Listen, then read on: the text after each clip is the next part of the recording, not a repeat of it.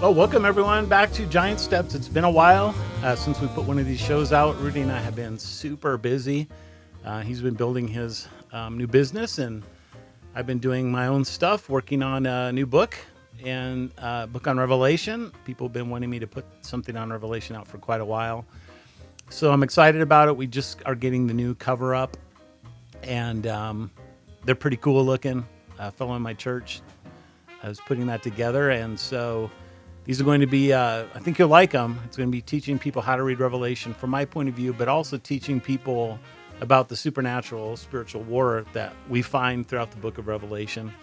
And it's not just going to be one book, it'll be two books. So we'll have a book that will talk about actually how to read the book of Revelation, but then we'll have a study guide companion that will have all this material that I've collected over 20 years of teaching the book of Revelation.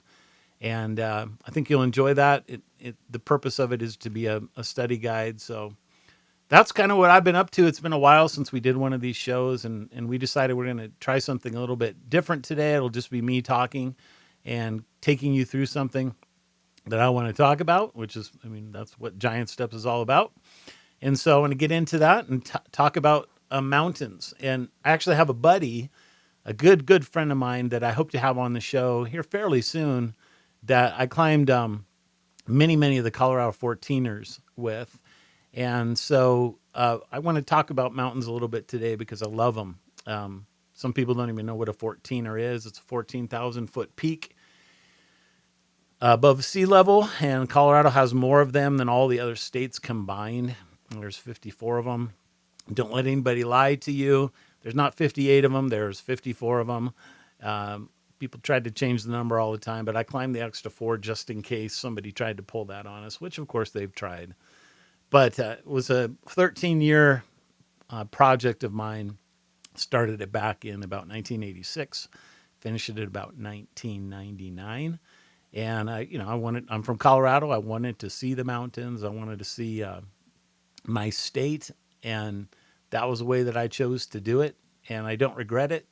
Very hard. A lot of time, a lot of hiking, but a lot of friendships developed, and a love for the mountains. So, what I want to talk about because of that today is to give you kind of a biblical theology of the mountain and talk about the idea of a cosmic mountain.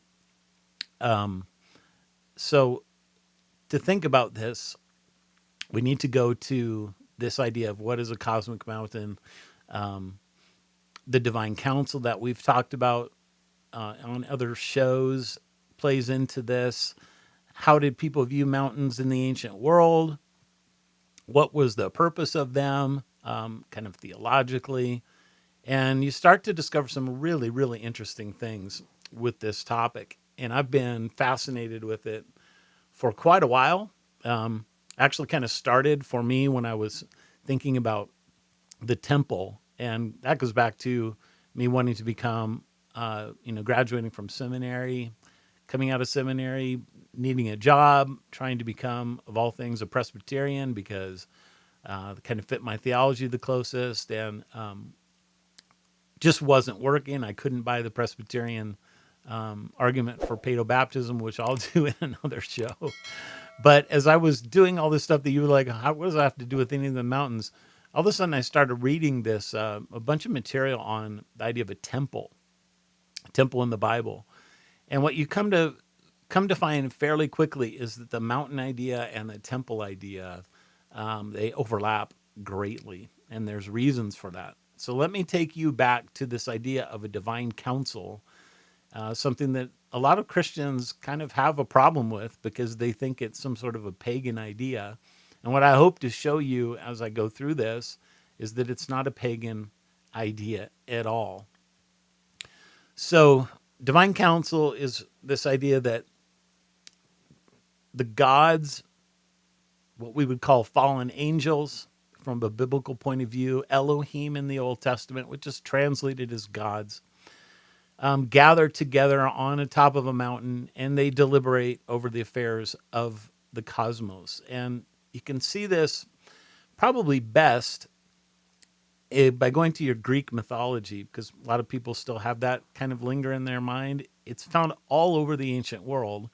But Greek mythology helps you picture what's going on because you have the god Zeus meeting with the 12 Olympians, and they meet on top of Mount Olympus. And they meet to deliberate over the affairs of the earth. And that's what all the stories are about. So they're always going back and forth between the mountain and then coming back down here and doing whatever they're going to do. And so people hear that and they go, "Well, this is a totally pagan idea, and there's no such thing. That's just malarkey. There's no divine council. There's no cosmic mountain in the Bible." And so I'm going to take you through a whole series of things to understand how important this theology is and why I like it so much, because we're talking about the Bible, uh, and things that are very, very, very important to understand. So let's start at the beginning. We'll start in Genesis chapter 2. God puts a man in a garden of Eden. And you think about the idea of a garden, and that's all that comes to your mind. So God puts him in this beautiful place, a bunch of trees, water, put some animals there. That's all there is to it. But when you go to Ezekiel's book in chapter 28, he says something pretty interesting about this place. So let me read starting in Ezekiel 28:13. You were in Eden, the garden of God.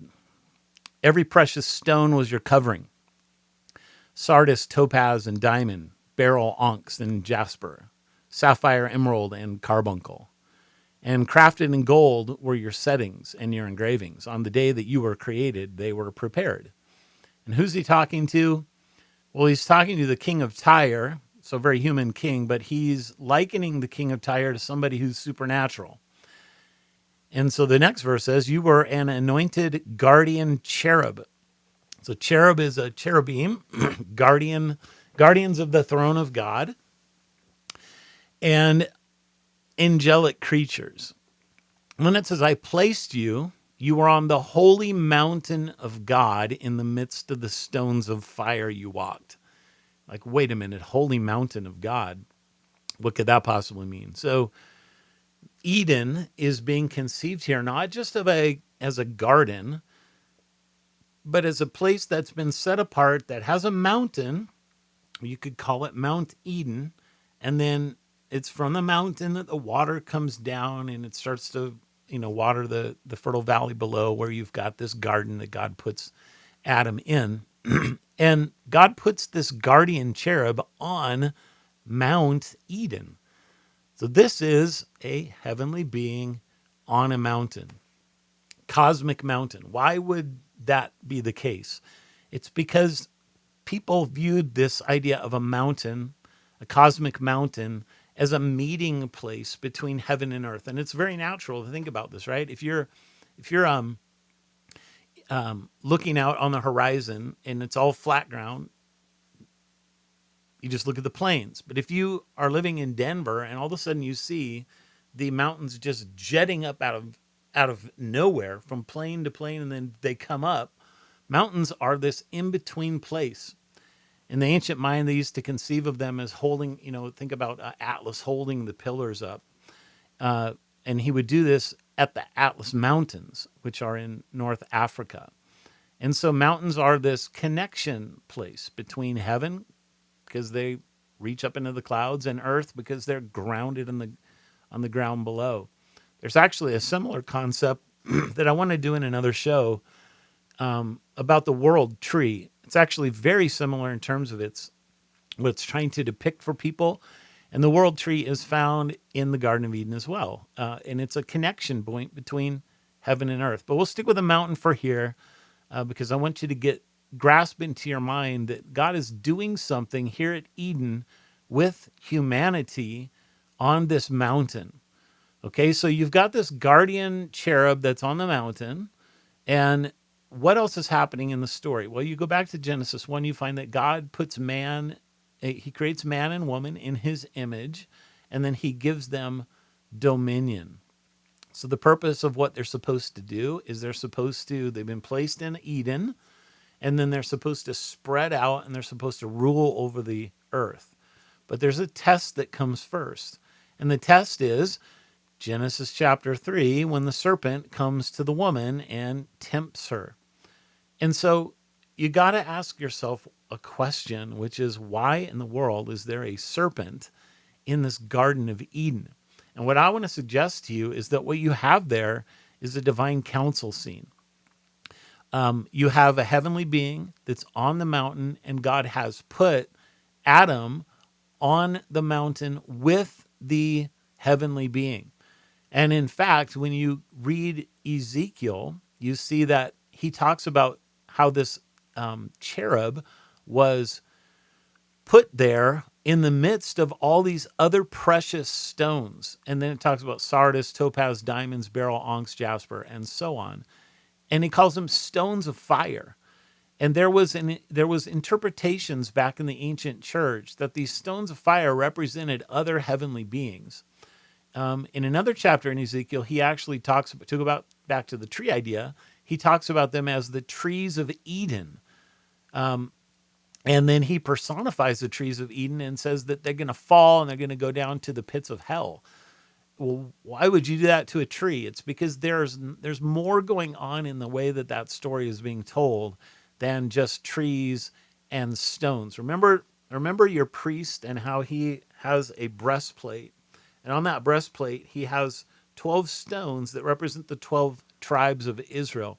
This is a very similar idea in that these 12 stones here are representing the counterpart to the 12 tribes, which would be, you could call them like the 12 constellations or something like that, the heavenly beings that are also present in the Garden of Eden. Remember when Adam and Eve sin, and then they hide themselves among the trees and they cover themselves with the leaves. This is very possibly, in my mind, a metaphor for somehow they're hiding amidst these fallen entities, trying to hide themselves from the Lord God, and they can't do it. All of this is because we're on a cosmic mountain. We're on this meeting place between heaven and earth, this place where heaven and earth are going to intersect, a place where what happens on this mountain is going to change things that both happen in heaven and on earth. Well, what ends up happening? Of course, they sin. God cast them out of Eden, away from the mountain. It just reminded me of stories that you find in the Syrian church that Dr. Judd and I are writing about in our Serpent Mound book. And they actually talk about Eden as being on Mount Hermon. And what happened was that they were cast out of Mount Hermon down into the plains of Bashan below it. The Canaanites were. And then the Sethites would stay on top of Mount Hermon for a while. And then this ended up creating different cultures and all this kind of stuff. It's kind of weird. But the point is, you still have this mountain idea that's associated with the garden, and they're cast away from the mountain. They're no longer allowed on the mountain.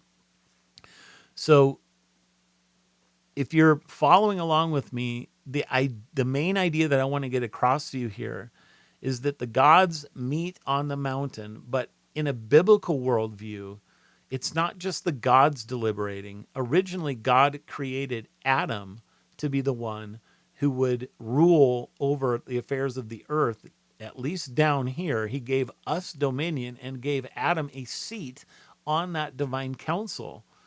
And so Satan didn't like it, so he tempts Adam. He falls away. He's no longer allowed to be on that mountain. Okay?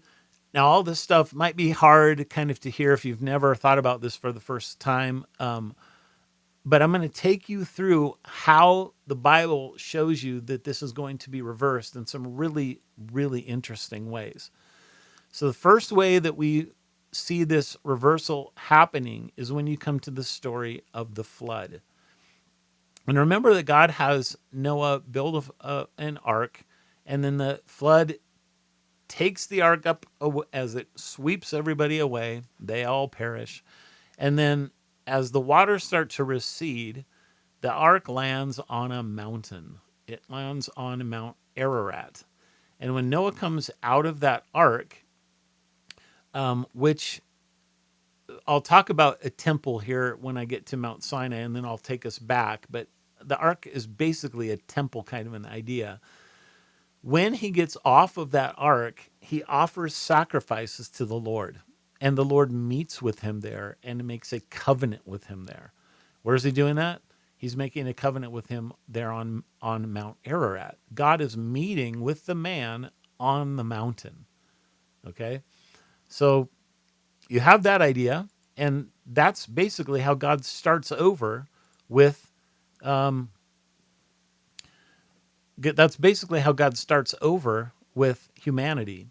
Noah becomes a new Adam. And so what's going to happen? Well, you end up having a story that compares to what Adam did. Noah almost immediately falls into sin with his vineyard that he plants and his son seeing his father's nakedness and all this kind of stuff. And so the next story that you read about that is significant to the mountain idea is the Tower of Babel. Now, what in the world is the Tower of Babel? So, my understanding of the Tower of Babel is that the Tower of Babel is a ziggurat. A ziggurat is a stepped pyramid that looks like a mountain, and its purpose is to essentially go back to the Garden of Eden and try and get back to it our way by contacting the gods. In a biblical worldview, God comes down to us. In a pagan worldview, we go up to God or to the gods to try and get them to do what we want them to do. And that's what a cosmic mountain is. That's what a ziggurat is. It's our man-made attempt to do this. So people think about, what is the Tower of Babel? Where is the Tower of Babel? That kind of stuff. But I want you to expand your mind to see that there's something that happened at the Tower of Babel that humanity was absolutely obsessed with after it happened. And that was the building of these ziggurat mountain pyramids all over the face of the earth. So if you think about the Egyptian pyramids, now those aren't necessarily steps, but they're the same kind of an idea of a cosmic mountain. You can think about the pyramids down in South America. Those are stepped. If you see Mel Gibson's movie Apocalypto, you can see what they were doing on the top of it. They had an altar, and they would kill people on top of the altar, chop their heads off, roll them down the stairs as sacrifices to the gods. This was the intersection place where that would happen. It was a ziggurat. It was a kind of a getting back to Babel idea. You find these things everywhere. You find them in Europe. You find them in Asia. There's like 200 pyramids in China. Most people don't know that there's any pyramids in China. There's like 200 of them that you can go and look on Google Earth yourself. You find forms of pyramids even in North America. There's a place called the Cahokia Mound in Illinois outside of Chicago that I've been to that has the biggest base of any of these pyramids that we know about in the world. Absolutely gigantic. And their purpose is to have men walk up them, go up to the top of them, and meet with God or the gods and have an interaction with them. So we know what happens in the story of Tower of Babel. So it's kind of, you can think of it as an anti-Eden. God kicks us off of Eden, then we try and get back to Babel. God says, this isn't going to happen.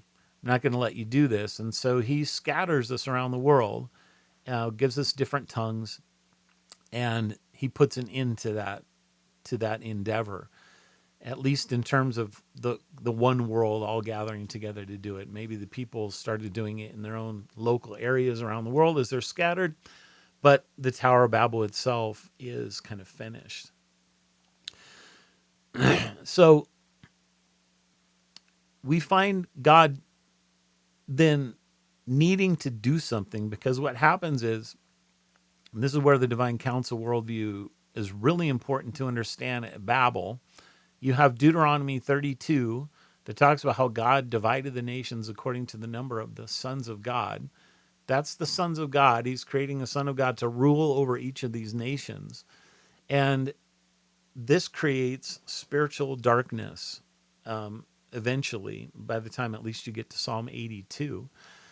That you have this darkness that is happening because the heavenly beings are not taking the people into the worship of the true God. And so Paul will come to the city of Athens and he'll start talking about how they all know this unknown God. He's always been close to them, but they've been groping around in darkness. And now I'm going to here to tell you about who he actually is and what he's done. It gets us a little bit ahead of ourselves because I want you to see more of these mountains as we're looking at this biblical storyline. And we can start with Abraham. So, out of these generations that have gone on since Noah, the Tower of Babel, there's a few more generations. And then you come to Abraham, who is now worshiping. He's part of a family of worshipers of false gods, as we learn about in Joshua 24. I actually believe that he's worshiping the moon god. The guy's name is Sin, Sin. It's not sin, it's Sin. And he's worshiping the moon god at Ur. It's possible that he's worshiping him at one of these ziggurats, maybe actually the ziggurat at Ur that you can go look up today on the internet. And you can see exactly what a ziggurat looks like. But God takes Abram and he brings him into the land of Canaan. At some point, he takes Abraham's son Isaac and he says, I need you to go to the top of this mountain and you're going to offer sacrifice. So he takes him up to the top of what's called Mount Moriah. And of course, the story is that Isaac is like, well, we're offering a sacrifice. Dad, where's the sacrifice? And Abraham says the Lord will provide the sacrifice when we get there. Well, Abraham starts to tie up his son, puts the sticks up, gets ready to kill him with the knife, and God stops him. It's actually the angel of the Lord who stops him. And he calls out and he says, now I know that you love me. You weren't willing to withhold your only begotten son from me. And this is a picture of what will end up happening in the New Testament, because Mount Moriah is actually the very same mountain as the temple would later be built on, Mount Zion. Not ready to get to that yet, though, because we have something else that we need to talk about, which is Mount Sinai. So after this event with Abraham, you go many generations, and Israel is now created through Jacob. He has 12 sons, 70 descendants. They all go into Egypt because of a famine, and they're forced to stay there. And life is very comfortable for them. They become Egyptians in the way that they're living their lives, and they're interacting and integrating with the civilization there.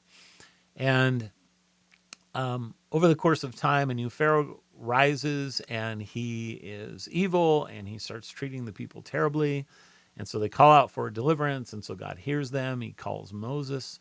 He calls Aaron. The 10 plagues take place. God wipes out the firstborn of Egypt, saves his own, delivers them out of the hand of the Pharaoh. They go into the wilderness. They come up to the Red Sea. When they're at the Red Sea, God parts the Red Sea. They walk across on dry land. Pharaoh's army gets drowned in the waters. They're on the other side of the Red Sea now. They're still in the wilderness, and God takes them in the wilderness to this mountain. It becomes a very important mountain, Mount Sinai. And well, maybe I think I'm going to go one more. Not Mount Sinai, but we will come back to Mount Sinai in terms of the temple idea, because I think it makes better sense to see what happens after Mount Sinai. But I want you to think about Mount Sinai and what takes place here. So on Mount Sinai, remember that Moses is the only one who's allowed to go up to the top of the mountain. However, when you come to Exodus 24, after God's delivered the 10 commandments, he takes with him 70 elders that go up to the top of, or not to the top, but to the mid mountain of Mount Sinai. And it says that they then eat food together and they behold God. So they're actually eating with God, and there's 70 of them. Well, 70 happens to be the number of the divine council in the ancient Near East, in the Ugaritic people with the Baal cycle, and El and his 70 sons. This is not a coincidence. It's completely related. So remember, I told you that at the beginning, God puts Adam onto the mountain and gives him a seat on the divine council. And that's why it's so important that he's on Eden, in Eden at this mountain, and why Satan and these other angelic creatures are there. So what's happening now at Mount Sinai is that God is now bringing 70 human beings up as a representation of a parallel with the heavenly beings that have been ruling from a divine council over the nations wickedly. And he's bringing humans up, and he's now eating with them, and he's meeting with them on this mountain. This, can you see how there's a reversal of the Garden of Eden? Because it's exactly what it is. And from there, what you end up having is that God gives Moses a series of commandments on how they're supposed to build something. And the something that they're supposed to build is called a tabernacle. Now, the tabernacle becomes very important because this is where God will now meet with the people when they're not on the mountain. So remember, as Moses goes up, God comes down onto the mountain. This is not Babel because he's not building something. He's going up because he was invited and told and commanded to come up to the mountain, even while God is descending on the top of the mountain in the fire, the lightning, the flame, all this kind of stuff. So God is meeting with Moses. And I would argue that it's actually the Son of God meeting with Moses, the Son of God being the mediator there, as Galatians chapter 4 talks about it. So he tells him that he wants him to build a tabernacle, and then he gives him these instructions for what the tabernacle is supposed to look like. Now, the reason I wanted to do the tabernacle first and then take you back is because when you can see the tabernacle, you can start to see how Cosmic Mountain and the tabernacle or the temple or the holy place, the sanctuary, are like overlapping, interconnecting ideas, which is very, very important. There's a reason why God is meeting with Adam, Noah, Abraham, and now Moses all on a mountain, because this is the connection, the holy place between our realm and his realm. It's the intercessory, the middle place. Okay. So the tabernacle is basically going to be a Mount Sinai, but it can travel around in the plains below the people. What I mean by that is that it's a three-tiered area. So you have a giant courtyard, looks like a giant rectangle. As you come into the courtyard, you have these different aspects. You have an altar, and then you have a washing laver. You have to go through those in order then to get into the holy place. Once you get into the holy place, you have certain other elements that are there. You have a table for showbread, you have a lampstand, and you have an altar for incense that goes right where the curtain is going to go. A second curtain. So there's a first curtain to go into the holy place, and then there's a second curtain that goes into the most holy place. And inside the most holy place, God says, I'm going to have you build an ark called the Ark of the Covenant. You're going to put a mercy seat on it. This is where I'm going to sit. It's going to be my throne. And then at the end of Exodus, after Moses makes all this, the glory cloud descends upon the most holy place, and the Lord then sits enthroned in the most holy place. That's how the sanctuary is pictured for us, in order for us to understand how we're to approach God, how then we're to leave and go out into the world after that.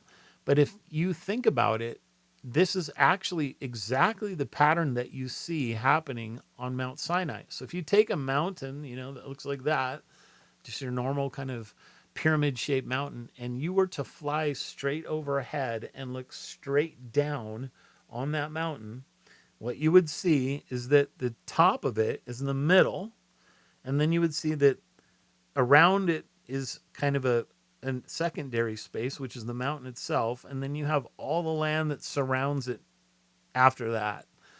This is exactly the idea of what the tabernacle is. The land around Mount Sinai, not Mount Sinai itself, but around it, is the courtyard equivalent. Mount Sinai is the holy place equivalent, and the top of Mount Sinai is the most holy place equivalent. It's on top of Mount Sinai that God gives his law. It's in the most holy place in the Ark of the Covenant that God sets his law in the tablets inside the Ark. It's in the holy place that is on the side of Mount Sinai that the people eat with God. The 70 elders eat with God.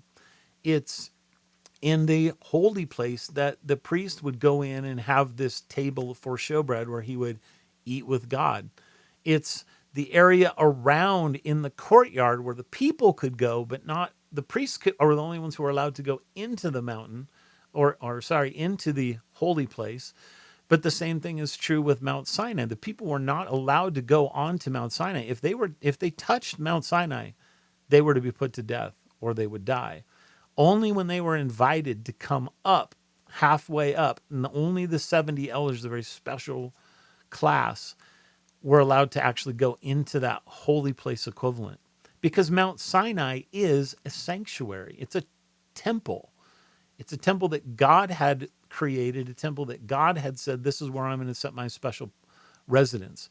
Now, if you go backwards, you see that the same thing is happening with Abraham on Mount Moriah. It's at the top of Mount Moriah that he's offering the sacrifice of his son. If you go back farther to Ararat, you find the same thing. You find that it's on the top of this mountain that Abraham is offering the sacrifice. And in fact, if you go all the way back to the Garden of Eden, you find the same thing. You find that God puts his law right in the middle of the Garden of Eden. Same thing as with coming in the top of Mount Sinai or in the most holy place in the tabernacle. That's where his law is, in the tree of the knowledge of good and evil. You find similar ideas with water. You find water coming out of Mount Eden, watering the garden, and then going out into the world. Well, you find the same thing with Mount Sinai. Remember when Moses cracks the rock, speaks to the rock, and then another time hits the rock and water comes out from mid-mountain and it goes down into the main area where the people are. Same thing in the tabernacle. You have the laver that's at the laver in the courtyard where the people could wash. And so God is repeating these themes for us in the temple, but it's a replica and an understanding that we're the tabernacle, the temple, are actually a cosmic mountain equivalent. Go forward one more to David, when the tabernacle is now set aside for a permanent structure called the temple. It's not just anywhere that David could build the temple. He had to build the temple on a very specific plot of land, and it was a mountain. It was Mount Zion, because this is God essentially coming down out of heaven, putting his temple on the top of this mountain so that this would be where he would dwell. A couple more features that you could think about with the tabernacle are pretty interesting. You've got Eden pictures with cherubim on curtains and trees that were supposed to line the curtains. You've got animals that were supposed to be put into the sides of the sacrificial altar and the washing basin. All of those are replications of Eden. So the idea is that God is bringing now forward his plan of redemption on this mountain and temple. And he's doing it at this tabernacle place. It's going to be walking around with the people in Israel. And then it's going to become a permanent place where he does this on Mount Zion at the temple. So all this is just repeating stuff over and over so that we can get the idea. Now, of course, Israel fails in everything that they do, and they end up going into exile into Babylon. God brings them back out of exile. Their temple was destroyed. He allows them to have a rebuilt temple, but the rebuilt temple is not as glorious as the former one. And so there's a prediction of a third temple that is to be built, and this comes at the end of Ezekiel. Now, this will be a little controversial for some people, but I just want people to hear my take on this, that this third temple read in light of the New Testament, makes an awful lot of sense to me that it has already been built, because it's a picture of something that Jesus starts talking about. So now we're going to move into the New Testament, and we're going to see how this theme of the mountain and the temple take us to where we're at today. So Jesus comes, and he begins his ministry, and he's tempted in the wilderness, and it says that the devil takes him to a high mountain. And I brought up Mount Hermon earlier as a place where some speculated that the Garden of Eden was. That's not my opinion, but some people held that idea. I do think that the high mountain that Jesus was taken to was Mount Hermon. This is the largest mountain in Israel. It's not even close. It's like double the size of any other mountain. Absolutely massive. At the very, very top northern part of modern Israel, and what we call the Golan Heights, Israel actually had to take this land a few decades ago in order, because if they didn't have this land, there would be no water for the country. So very, very important strategic place. But Mount Hermon is also very important for another reason, which is that this was the cosmic mountain of El and his 70 sons, one of whom was Baal. So I think that what's happening here is that the devil, who is himself Baal, Zeus, all the same, that might be for another show. Have to ask Rudy if we've talked about that one or not, because I talk about this on quite a few podcasts. But the idea is that he's taking him to the top of Mount Hermon, and he's offering all the kingdoms of the world. There's temptation that's taking place on top of this mountain, on this divine assembly of mountain, and he's basically offering Jesus something that he that we were originally given dominion of in the Garden of Eden, which is to rule over the world. Jesus refuses that temptation because it's a temptation to not do what he has to do on several other cosmic mountains in the meantime. So that temptation goes away. And then the next thing I read, if we go to Matthew's gospel, is that Jesus now goes up on top of another mountain and starts teaching the law. This is the mountain of Beatitudes. And you're supposed to see something, especially in the way that Matthew has written his gospel. If you go back and you look at the beginning of Matthew, you'll see that Jesus is born. He's under 2 years of age when a king tries to kill him. He goes down into Egypt. He comes back out, and he has to come out through the waters of baptism. And then he's tempted for 40, and then he goes up on the mountain and teaches the law. Well, what's that? That's Moses. It's exactly the same thing. Moses is born when he's under 2. King tries to kill him. He's down in Egypt. He comes out of Egypt through the Red Sea, which is, Paul calls a baptism. He goes up to the mountain that we just saw, Mount Sinai, where he teaches the law. So Jesus becomes a new lawgiver on a mountain, the Mount of Beatitudes. Why? Because this is the place where the law is delivered. It's the place of the divine assembly. But now, instead of these gods or fallen angels or whatever you want to call them that are meeting there, it's him at the top teaching all these humans at mid-mountain. They're allowed to come up onto the mountain and listen to him speak and give them the law. That wasn't what it was with Moses. Moses had to go by himself, heard the law, had to write it down, and then go all the way back down to the bottom of the mountain, where he then had to tell the people who were not allowed to even touch the mountain lest they would die. So something pretty radical is going on with Jesus as he is becoming this new lawgiver on this mountain. Now I could take you to another mountain, which is the Mountain of Transfiguration. This is sometime later, perhaps 3 years later, after the Sermon on the Mount. But I believe that it's also Mount Hermon. Same place as where the temptation was. And this is important because Satan is, you're going to see, I hope, that Satan is involved in this story as well. So Matthew says that he went to a high mountain in both places. The only place he talks about a high mountain. Jesus is just at the bottom of Caesarea Philippi, which is the bottom of Mount Hermon. And there's a place there called the Gates of Pan. And the Gates of Pan is a cave, or it's called the Cave of Pan. It was called the Gates of Hell. Giant cave, the hole in the bottom of it where water springs up. And in ancient days, they tried to plumb the bottom of it. They couldn't get to the bottom. As you can see that there, you can see that this cave it had a temple by it in Jesus' day, and there's a rock formation to the right of it. This is where Jesus tells Peter, "On this rock I will build my church." And a lot of people are like, "Well, what's the rock? Is it Peter's confession? Is it Peter himself?" People argue about this. I think there's actually probably a quadruple entendre going on here, that it's the confession of Peter. Yes, it's a play on his name because Peter's Petros and rock in Greek is Petra. Jesus is also the rock, especially from the Old Testament. He's the God, our rock. But there's also a fourth rock, which is the rock that he's standing on, which is Mount Hermon.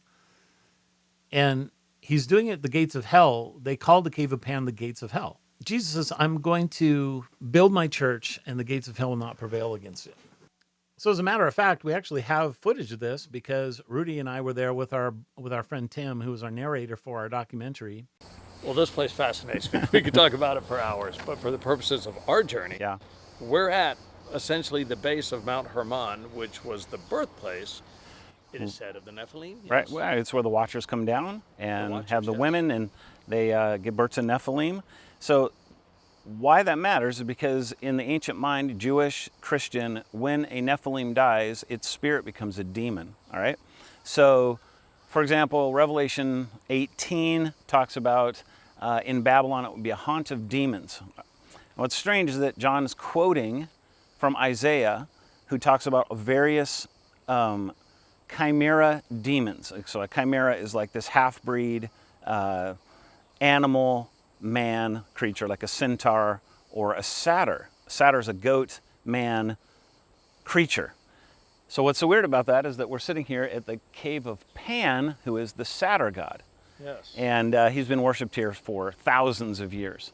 And in their mind, he would have been a demon. But a demon, of course, is the disembodied Nephilim.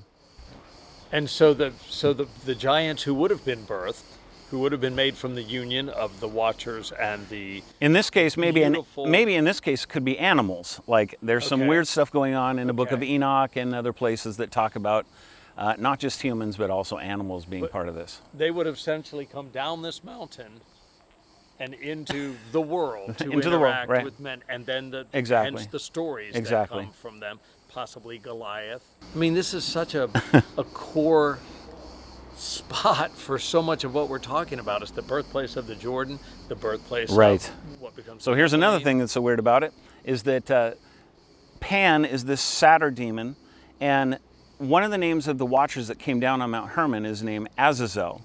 Azazel was actually one of the two leaders, and Azazel is the goat demon that Israel is supposed to sacrifice on the Day of Atonement to one of the goats goes to Yahweh, the other one goes to Azazel out into this rocky abyss. They're to throw him over the edge, and then the goat will die. So that's exactly what the book of Enoch says happens to the Watchers, which include the god Azazel, is that he is bound into a pit, into a prison. And so Jesus is talking about, on this very rock, he's talking about how the gates of hell will not prevail against, and I will, against my church. And it's the same kind of imagery that he talks about there. The word gate can also be interpreted as a prison. So you've got this prison house of a place here. And I mean, the imagery is just surreal, talking about Pan and Nephilim, and Jesus is going to conquer the supernatural beings. And that's what he ends up doing at the cross. So now as Jesus is at the foot of this mountain, he then goes up to the very high mountain. Now, a lot of people will put this very high mountain as Mount Tabor. Mount Tabor is like 40 miles away as a crow flies. It would have taken a long time for him to get there. You don't get any sense at all from reading any of the stories of this in the Gospels that it's taken any time at all. He takes 3 of his disciples, leaves the rest of them at Caesarea Philippi, and he goes up to the top of this high mountain. Where's he going? He's going up to the top of Mount Hermon. He's going back up to the cosmic mountain. And what's he going to do there? He's going to be transfigured before their eyes.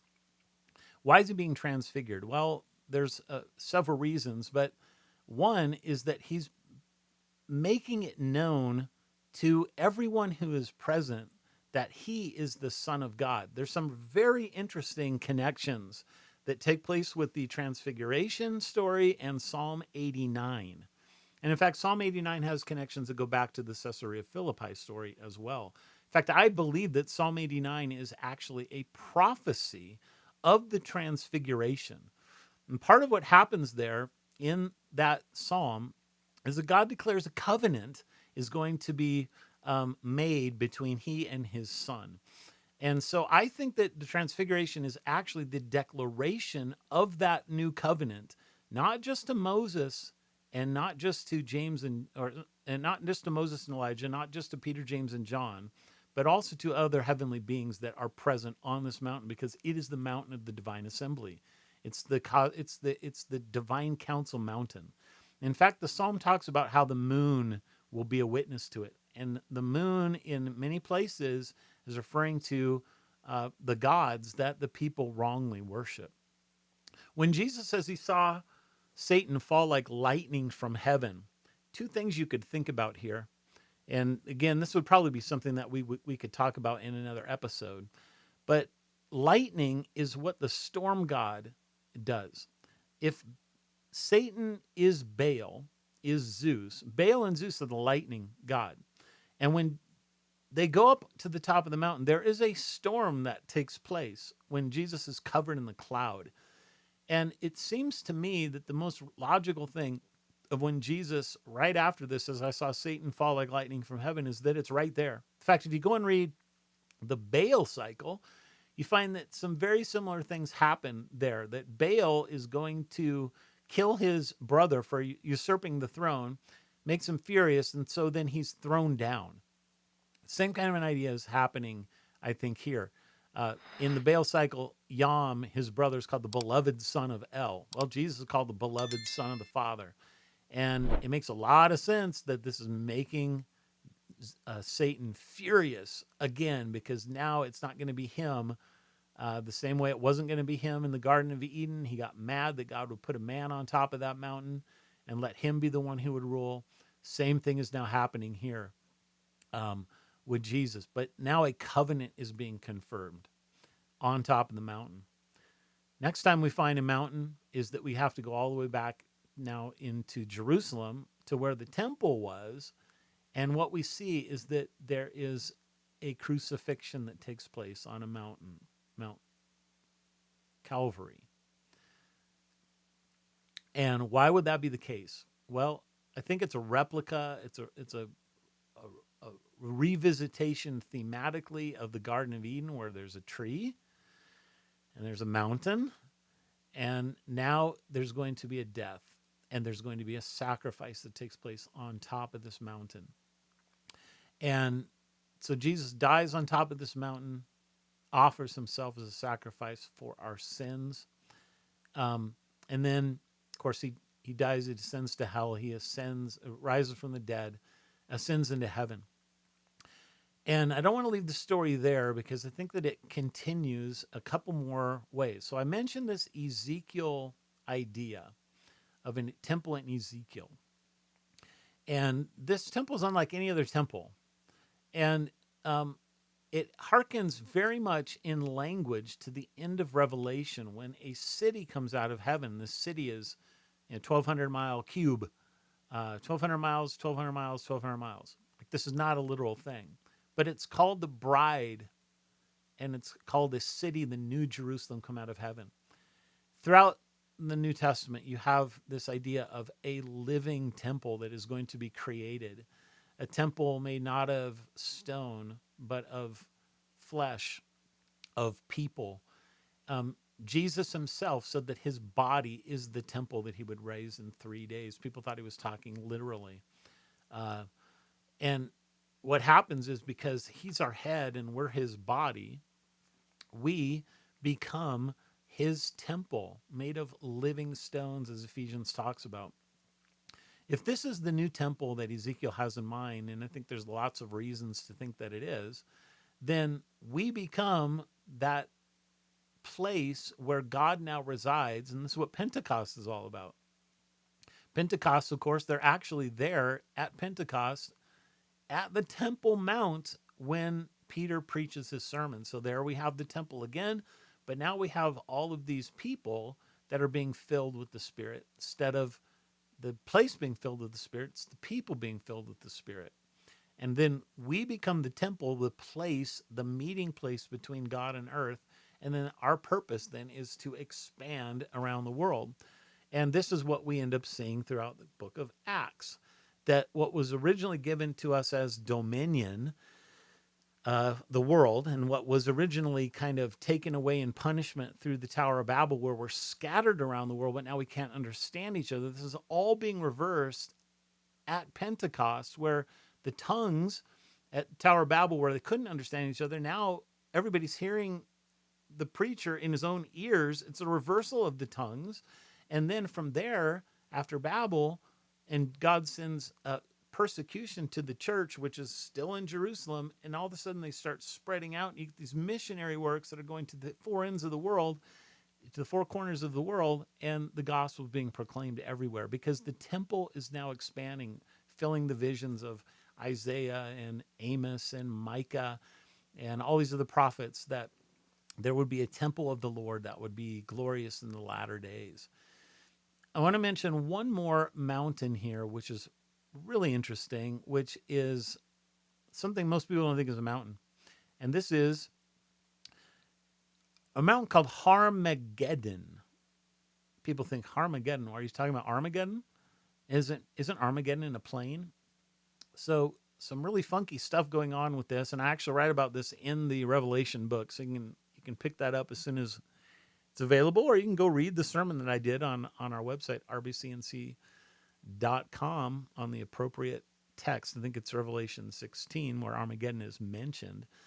And Armageddon comes from two words, and one is har, which is the word for a mountain. And then a lot of people think that it's from the word Megiddo, but it seems like it's probably more likely from the word moed. And the word moed means assembly.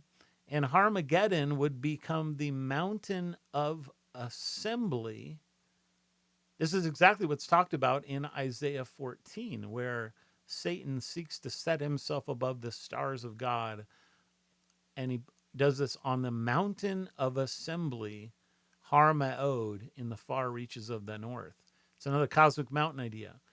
And it seems to me, when you read Revelation 20, and then you read the Harmageddon, and this is how I kind of teach you how to read the book of Revelation as a series of cycles, that this final battle is going to take place on this mountain, which is the worldwide church. It's the New Testament temple, the New Testament mountain where God's people reside.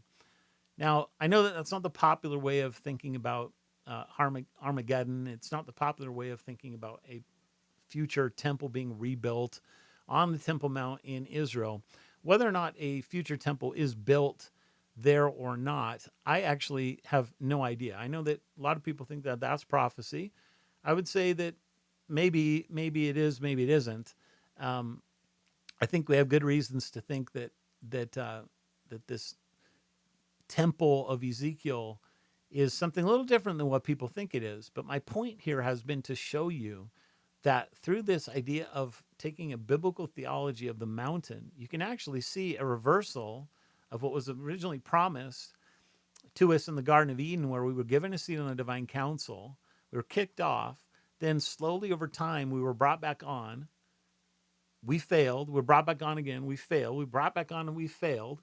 And then Jesus finally fulfills everything for us because he becomes the true Israel. He becomes what the true Noah, the true Moses, the true Adam. He does everything that all the other guys failed at doing. And now he extends this privilege to his people, the church. And what a crazy, amazing idea that is, all taken through this idea of a cosmic mountain. It's not a pagan idea that God meets with people on mountains. It's deeply, profoundly biblical, and it happens from the beginning to the end of the story. My estimation is people are still worshiping the gods on mountains. This happens everywhere. I can remember going to Hawaii for my honeymoon many years ago, and we went to Mauna Loa on the big island. And as we're going to see at that point in time, there was a little lava flow that was going into the ocean. You could see it from a distance. We started seeing all these fruit baskets popping up along the way. Like, what in the world is that? Well, we come to learn that they're actually offering food to the god Pele, who lives on the mountain. This takes place all over the world to this day. It's the wrong idea, and they're worshiping the wrong God, and they're doing it on the wrong mountain. You come to the Lord Jesus through the gospel, through his church. You come to worship him that way, the true God, the living God, the one who has shown himself powerful over all these other fallen entities that he created. So that's the story of the Cosmic Mountain, and I hope that you enjoyed it. You're going to be getting more of these in the future. That's the kind of stuff I do. It's the kind of stuff I like. I love teaching people about biblical theology. So until next time, this has been Doug Van Dorn for the Giant Steps Podcast.